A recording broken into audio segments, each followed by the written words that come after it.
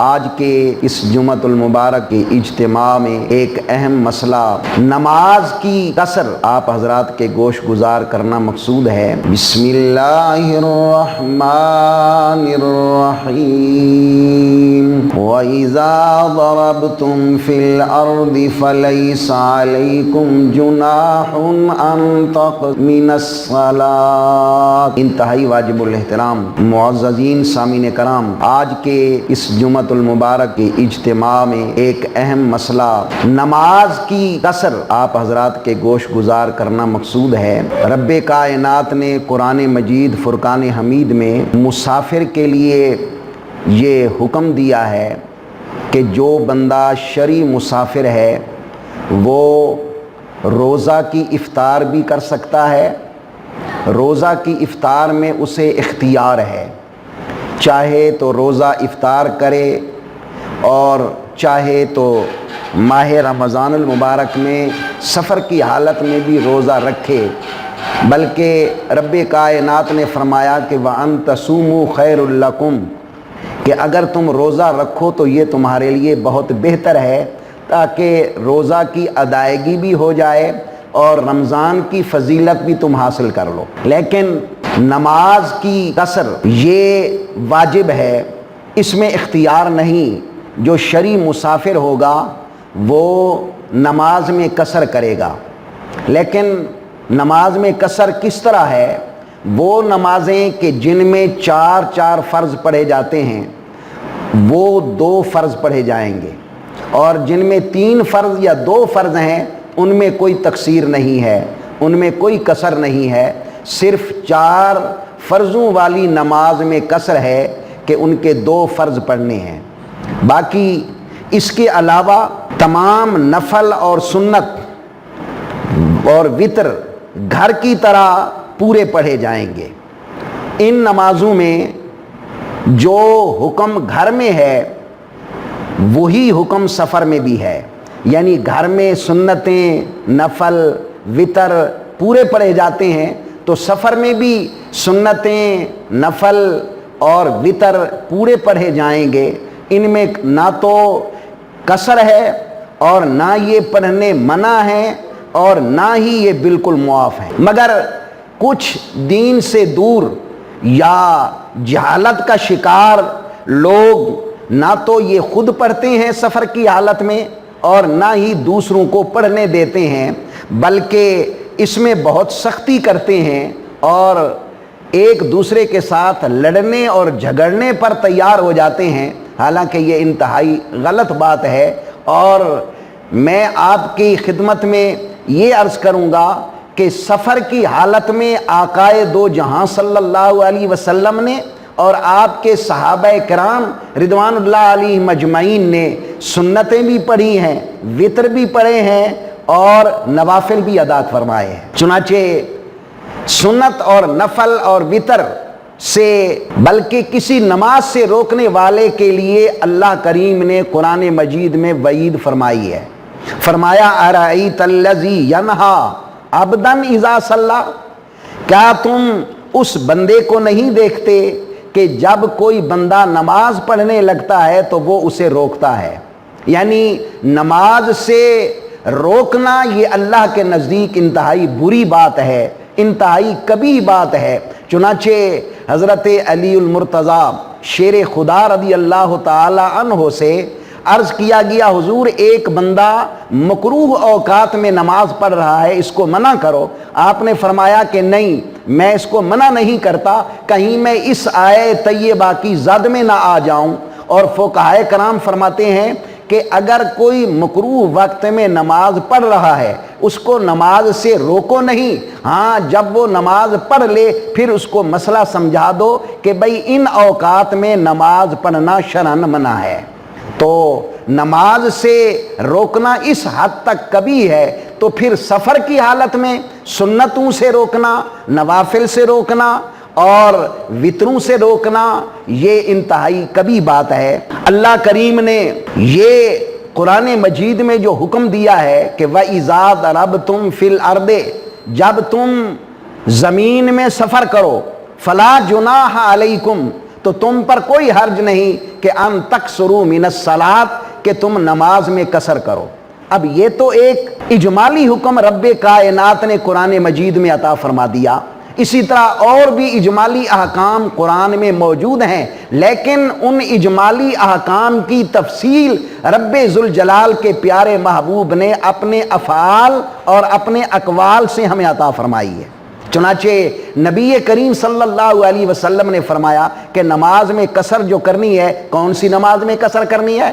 اس نماز میں قصر کرنی ہے کہ جو 4 فرضوں والی نماز ہے۔ اور کس چیز میں قصر کرنی ہے؟ تو یہ بھی ارشاد فرمایا کہ صرف فرضوں میں قصر کرنی ہے، سنتوں میں اور نوافل میں اور وتروں میں کوئی قصر نہیں ہے۔ چنانچہ آئیے اور سنیے پہلی حدیث پاک کہ جس میں سرکار صلی اللہ علیہ وسلم کا سفر میں سنتیں پڑھنا بھی ثابت ہے۔ چنانچہ ترمذی شریف اور طحاوی شریف دونوں میں یہ روایت موجود ہے، لیکن الفاظ میں کچھ تبدیلی ہے۔ پہلے میں ترمذی شریف کی حدیث پاک سناتا ہوں۔ اس کے راوی کون ہیں؟ حضرت سیدنا عمر رضی اللہ تعالی عنہ کے بیٹے حضرت عبداللہ ابن عمر روایت فرماتے ہیں۔ وہ فرماتے ہیں کہ قال صلیت مع النبی صلی اللہ علیہ وسلم فی الحضر والسفر، کہ میں نے سرکار کے ساتھ سفر میں بھی نمازیں پڑھی اور سرکار کے ساتھ حضر میں بھی نمازیں پڑھی۔ حضر کہتے ہیں گھر میں نماز پڑھنے کو۔ تو فصلیت معہ فی الحضر الظہر 4، میں نے گھر میں سرکار کے ساتھ ظہر کی 4 رکعتیں پڑھی، ورکعتین بعدہا، اور اس کے بعد 2 رکعتیں پڑھی، یہ سنت پڑھی۔ اور وصلیت معہ فی السفر الظہر رکعتین وبعدہا رکعتین، اور سفر میں نے سرکار کے ساتھ نماز ظہر ادا کی، سرکار نے 2 رکعت فرض پڑھے، یعنی سفر میں 4 رکعتوں والی نماز 2 ہو جاتی ہے، 2 فرض پڑھے، اور وبعدہا رکعتین، اور اس کے بعد 2 رکعتیں سنت بھی پڑھی سرکار نے۔ لم یصلی بعدہا شیئا، کہ عصر کی نماز 2 رکعتیں پڑھی سفر میں اور اس کے بعد کچھ نہیں پڑھا۔ اور پھر فرمایا والمغرب فی الحضر والسفر صفان، کہ مغرب کی نماز سرکار نے حضر میں اور سفر میں 3 رکعتیں پڑھی، جیسے گھر میں 3 رکعتیں پڑھتے تھے تو سفر میں بھی 3 رکعتیں پڑھی، کیونکہ 3 رکعتوں والی نماز میں کوئی قصر نہیں ہے۔ ولا ینقص فی حضر ولا سفر، کہ اس میں سفر اور حضر میں مغرب کی نماز میں کوئی کمی نہیں ہے، قصر نہیں ہے۔ کیوں؟ وہی وتر النہار، یہ دن کے وتر ہیں۔ وبعدہا رکعتین، اور نماز مغرب کے فرضوں کے بعد 2 رکعتیں پڑھی سنت۔ تو اب دیکھیں اس حدیث پاک سے معلوم ہوا کہ نبی کریم صلی اللہ علیہ وسلم نے ظہر کے 2 فرضوں کے بعد 2 سنتیں بھی پڑھی، اور مغرب کے 3 فرضوں کے بعد 2 سنتیں بھی پڑھی۔ اگر سفر میں سنت یا نفل پڑھنا ممنوع ہوتا تو سرکار دو عالم صلی اللہ علیہ وسلم کیوں پڑھتے؟ یہ پہلی حدیث پاک ہے۔ اور دوسری حدیث پاک سنیے کہ آپ نے نفل بھی پڑھے، کہ حضرت براء ابن عازب، یہ بڑے مشہور صحابی ہیں، سرکار کے بڑے مقتدر صحابی ہیں، فرماتے ہیں قال صحیبت رسول اللہ صلی اللہ علیہ وسلم 18 سفرا، فرماتے ہیں کہ میں نے سرکار کے ساتھ 18 سفر کیے، یعنی سرکار شرعی مسافر تھے، میں سرکار کے ساتھ تھا، 18 مرتبہ سفروں میں نے سرکار کے ساتھ معیت اختیار کی۔ تو فما رأیتہ ترک رکعتین اذا زاغت الشمس قبل الظہر، کہ سرکار نے کبھی بھی ان 2 رکعتوں کو ترک نہیں کیا کہ ظہر سے پہلے سورج کے ڈھلنے کے بعد، یعنی 2 رکعتیں سنت آپ نے کبھی بھی ترک نہیں فرمائی۔ یہ کون فرما رہے ہیں؟ صحابی حضرت براء بن عازب۔ تو جب صحابہ سرکار کی نماز کو ہم تک پہنچا رہے ہیں کہ سرکار نے سفر میں سنتیں ترک نہیں فرمائیں۔ اور ابو داؤد شریف کی حدیث پاک ہے، حضرت انس رضی اللہ تعالیٰ عنہ روایت کرتے ہیں، فرماتے ہیں قال کان رسول اللہ صلی اللہ علیہ وسلم اذا سافر واراد ان یتطوع استقبل القبلۃ بناقتہ فکبر ثم صلی۔ اب اس وقت سفر کیسے ہوتے تھے؟ دیکھیں آج کل کے سفروں سے پہلے اسفار بڑے مختلف تھے۔ پہلے اسفار دنوں پر محیط ہوتے تھے، 3 دن سفر میں گزر جاتے تھے، 4 دن سفر میں گزر جاتے تھے، اور پھر سفر میں اتنی سہولت والی سواریاں بھی موجود نہیں ہوتی تھی۔ سواریاں کیا ہوتی تھیں؟ اونٹنی، اونٹ اور گدھا، خچر، گھوڑا، یہ سواریاں ہوتی تھی۔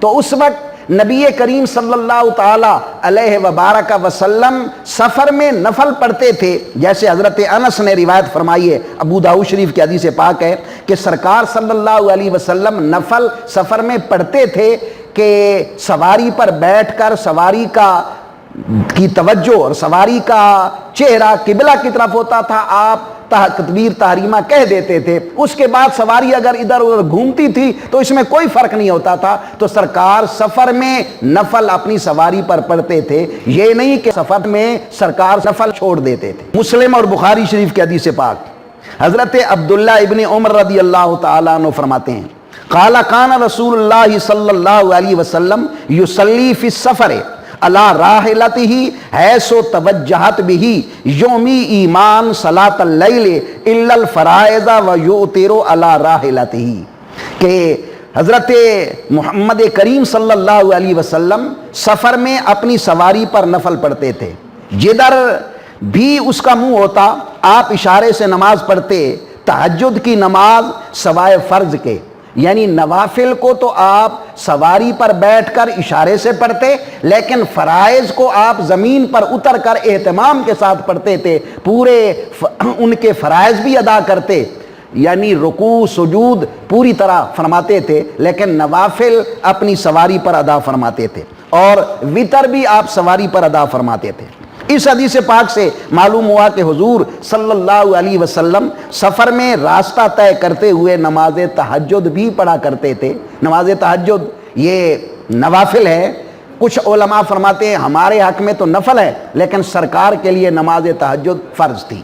یہ لوگ جو دین سے دور ہیں اور ان کو سمجھ نہیں ہے، احادیث اور قرآن کے مفاہیم کو نہیں سمجھتے، یہ لوگ تو ٹھہرے ہوئے مسافر کو سنت مؤکدہ سے روکتے ہیں، حالانکہ سرکار اور سرکار کے صحابہ تو نوافل بھی سفر میں ادا فرماتے تھے۔ اور موطا امام مالک کی حدیث پاک سنیے، حضرت نافع رضی اللہ تعالی عنہ روایت فرماتے ہیں، قال ان عبد اللہ ابن عمر رضی اللہ تعالی عنہ کان یرا ابنہ عبید اللہ یتنفل فی السفر فلا ینکر علیہ، کہ حضرت عمر کے بیٹے حضرت عبداللہ اور ان کے بیٹے حضرت عبید اللہ، یعنی حضرت عمر کے پوتے حضرت عبید اللہ کو اپنے والد حضرت عبداللہ دیکھتے کہ سفر میں وہ نفل پڑھ رہے ہیں، تو حضرت عبداللہ ان کو روکتے نہیں تھے، بھئی سفر میں تو نفل پڑھنے نہیں چاہیے، لیکن وہ نہیں روکتے تھے۔ اس کا مطلب یہ ہوا کہ صحابی رسول جب ایک کو سفر کی حالت میں نفل پڑھتے دیکھ رہے ہیں نہیں روکتے،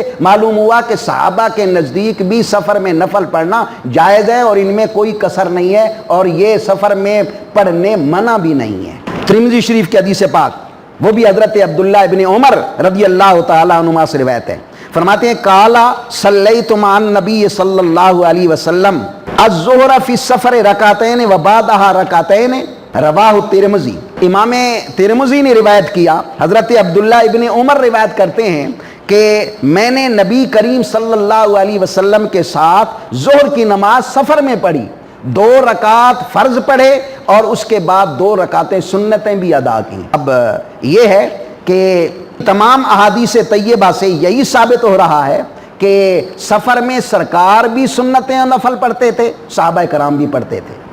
اور ایک اور حدیث پاک مسلم شریف ابو داؤد شریف میں ہے، حضرت ابو قتادہ رضی اللہ تعالی عنہ سے روایت ہے کہ سفر میں تاریس کی رات نماز صبح قضا ہو جانے کی بہت دراز حدیث پاک روایت کرتے ہیں، لیکن اس میں سے ایک حصہ آپ کو عرض کرتا ہوں کہ تاریس کہتے ہیں رات کے آخری حصہ میں آرام کرنا، ساری رات سفر کرنا اور رات کے آخری حصہ میں سو جانا، آرام کرنا۔ تو سرکار صلی اللہ علیہ وسلم ساری رات سفر کرتے کرتے جب پچھلی رات کا ٹائم ہوا تو سرکار سو گئے۔ آپ نے حضرت بلال رضی اللہ تعالی عنہ سے فرمایا، بلال تم ایسا کرو کہ اونٹ کی اس طرح اوٹ لگا کے بیٹھ جاؤ، جدھر سے سورج طلوع ہونا تھا اس طرف منہ کر لو، جس طرف طلوع صبح صادق ہو تو ہمیں اٹھا دینا تاکہ ہم نماز پڑھیں۔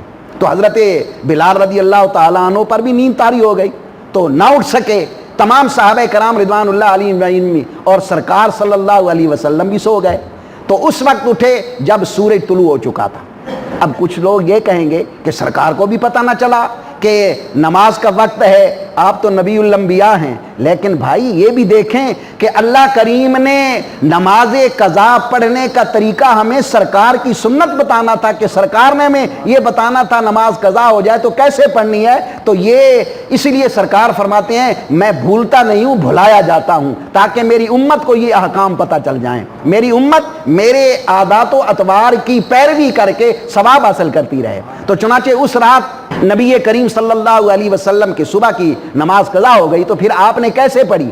تو پہلے 2 سنتیں ہیں اور اس کے بعد 2 فرض ہیں۔ تو حضرت ابو قتادہ فرماتے ہیں کہ صلی رکعتین قبل صبح ثم صلی الصبح کما کان یصلی، کہ سرکار نے قضائی کے وقت پہلے 2 سنتیں پڑھی، اس کے بعد 2 فرض پڑھے، جیسا کہ آپ گھر میں حضر میں گھر میں نماز صبح ادا کرتے تھے، سفر میں بھی اسی طرح ادا کی۔ اب دیکھیں سرکار نے سفر میں صبح کی سنتیں ادا کی اور صحابہ کرام نے بھی ادا کی، تو معلوم ہوا کہ سفر میں صرف فرضوں کی کثر نہیں ہے، فرض نہیں پڑھنے بلکہ سنتیں بھی ادا کرنی ہے اور نوافل بھی ادا کرنے ہیں، اور یہ سرکار اور صحابہ کی سنتیں ہیں۔ ایک حدیث پاک حضرت عبداللہ ابن عباس وہ روایت کرتے ہیں قال فرض رسول اللہ صلی اللہ علیہ وسلم صلاۃ الحضر و صلاۃ السفر فکنا نصلی فی الحضر قبلها و بعدها وکنا نصلی فی السفر قبلها و بعدها۔ حضور صلی اللہ علیہ وسلم نے وطن میں بھی نماز فرض ادا فرمائی اور سفر میں بھی۔ ہم وطن میں بھی فرض نماز سے پہلے اور بعد نفل پڑھتے تھے اور سفر میں بھی فرض سے پہلے اور بعد نفل پڑھتے تھے۔ یہ حضرت عبداللہ ابن عباس فرما رہے ہیں۔ بخاری شریف کے ایک اور حدیث پاک حضرت جابر رضی اللہ تعالی عنہ روایت فرماتے ہیں، ان النبی صلی اللہ علیہ وسلم کان یصلی التطوع وهو راکب فی غیر القبلۃ، سرکار سفر میں نفل پڑھتے تھے اپنی سواری پر سوار ہو کر، اور سواری کا چہرہ جدھر بھی ہوتا تھا سرکار اشارہ فرما کر نفل پڑھتے تھے۔ تو جس حالت میں بھی پڑھتے تھے تو سفر میں نوافل کو بھی سرکار نہیں چھوڑتے تھے۔ اور آج کل کے تو لوگ جو ماڈرن طریقے کے ہیں اور عقل کی پیروی کرنے والے ہیں، وہ تو سنت راتبہ یعنی سنت مؤکدہ کو لوگوں کو نہیں پڑھنے دیتے، بھائی تم سفر میں ہو بس 2 فرض پڑھو جان چھڑاؤ۔ یہ انتہائی غلط بات ہے، یہ نماز نہ پڑھنے دینا یہ اللہ رب العزت کے نزدیک انتہائی کبیح بات ہے۔ اور پھر اعتراض کیا کرتے ہیں، یہ تو میں نے ثبوت میں احادیث طیبہ پیش کر دی کہ سفر میں نہ تو سنت نفل وطر نہ تو ان میں قصر ہے، نہ یہ پڑھنے منع ہے اور نہ یہ پڑھنے بالکل معاف ہیں۔ یہ احادیث طیبہ میں نے متعدد احادیث طیبہ میں نے آپ کے سامنے پیش کر دی۔ اب ان کے اعتراضات اور جوابات، سب سے پہلا اعتراض تو وہ یہ کرتے ہیں کہ بھائی ہم یہ آپ کو حدیث پاک دکھاتے ہیں، اس حدیث پاک میں ہے کہ سرکار نے نفل اور سنتیں نہیں پڑھی۔ یہ روایت کرتے ہیں بخاری اور مسلم کی حدیث پاک ہے حضرت حفص ابن عاصم سے، اور یہ فرماتے ہیں کہ حضرت ابن عمر رضی اللہ تعالیٰ عنہ کے ساتھ میں مکہ معظمہ کے راستہ میں تھا تو آپ نے ہم کو نماز ظہر 2 رکعت پڑھائیں، پھر آپ اپنی منزل پر تشریف لائے اور بیٹھ گئے، تو کچھ لوگوں کو کھڑا ہوا دیکھا، فرمایا یہ لوگ کیا کر رہے ہیں؟ تو میں نے عرض کیا کہ یہ نفل پڑھ رہے ہیں۔ تو حضرت عبداللہ ابن عمر نے فرمایا اگر میں نفل پڑھتا تو نماز ہی پوری پڑھتا، تو میں حضور صلی اللہ علیہ وسلم کے ساتھ رہا تو آپ سفر میں 2 رکعتوں سے زیادہ نہ پڑھتے تھے، اور میں نے حضرت ابو بکر، حضرت عمر اور حضرت عثمان رضوان اللہ علیہم اجمعین کو بھی ایسے ہی دیکھا ہے۔ تو وہ کہتے ہیں دیکھو یہ حضرت عبداللہ ابن عمر نے سفر میں نفل نہیں پڑھے بلکہ پڑھنے والوں کو منع فرمایا۔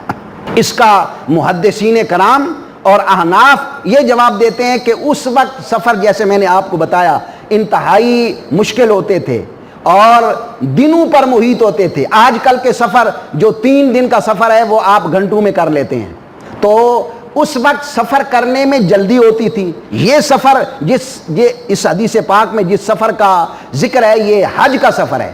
تو حضرت عبداللہ ابن عمر یہ فرما رہے ہیں ان کو، بھائی اگر نفل تم اتنے اہتمام سے پڑھنے یہ ہوتے اور سرکار بھی اتنے اہتمام سے پڑھتے تو پھر یہ نماز فرض پوری پڑھ لیتے. تو تم اتنے اہتمام سے نفل نہ پڑھو، یہ سفر ہے، ہم نے جلدی پہنچنا ہے. اگر تم نے نفل پڑھنے ہیں تو سرکار کی طرح سواری پر پڑھو. منع نہیں فرمایا، بلکہ ان کو اس طرح پڑھو کہ تمہارا سفر بھی جاری رہے اور تم نفل بھی ادا کرتے رہو. اور بھی متعدد محدثین کرام نے جواب دیے ہیں. اور دوسرا اعتراض ان کا یہ ہے، بھائی جب یہ فرض 2 ہو گئے ہیں تو سنت اور نفل کیوں نہیں ان میں کمی ہوتی؟ تو ان کے لیے جواب یہ ہے، پہلی بات تو یہ ہے کہ فرضوں پر سنت اور نفل کو قیاس نہیں کر سکتے. پہلی بات یہ ہے، کیسے نہیں کر سکتے؟ فرضوں میں پہلی 2 رکعتوں میں الحمد کے ساتھ سورت ملانا ضروری ہے، واجب ہے. لیکن دوسری 2 رکعتوں میں صرف الحمد شریف پڑھنا ہے، وہ بھی واجب نہیں بلکہ سنت ہے. تے نوافل اور سنتوں اور وتروں میں تو ہر رکعت میں الحمد کے بعد سورت کا پڑھنا واجب ہے، ضروری ہے. اگر کوئی نہیں پڑھے گا سجدہ صاف کرنا پڑے گا. تو پھر جب یہ کیفیت ہے تو سنت اور نفل اور وتروں کو فرضوں پر قیاس کیسے کر سکتے ہیں؟ ایک بات. اور دوسری بات یہ ہے کہ جمعہ کی نماز دیکھیں، جمعہ کی نماز میں 2 فرض ہیں، 4 فرض نہیں 2 فرض ہیں. اب وہاں کیوں نہیں کہتے تم کہ بھئی وہاں فرض تو 2 ہو گئے ہیں لیکن اس کے بعد سنتیں 6 سنتیں پڑھنی ہوتی ہیں؟ وہاں تم کہو کہ بھئی جب فرض 2 ہو گئے ہیں تو سنت بھی 1 پڑھنی چاہیے. تو یہ تمہارے قیاس اور تمہاری یہ باتیں انتہائی غلط ہیں، اور عقل پر پرکھنے کی بات یہ تمہاری صحابہ کرام کے رویے کے خلاف ہے. کیسے؟ آئیے میں آپ کو مسلم شریف کی حدیث پاک بتاتا ہوں. حضرت اما عائشہ صدیقہ رضی اللہ تعالی عنہا سے حضرت معاذہ ادویہ عرض کرتی ہیں کہ اے اماں جان یہ فرمائیے کہ جس عورت کو حیض آتا ہے یا جس کو نفاس آتا ہے، بچے کی ولادت کے بعد خون آتا ہے، وہ نہ روزہ رکھ سکتی ہے نہ نماز پڑھ سکتی ہے. لیکن اس کے لیے یہ حکم ہے کہ وہ نمازوں کی قضا نہ کرے.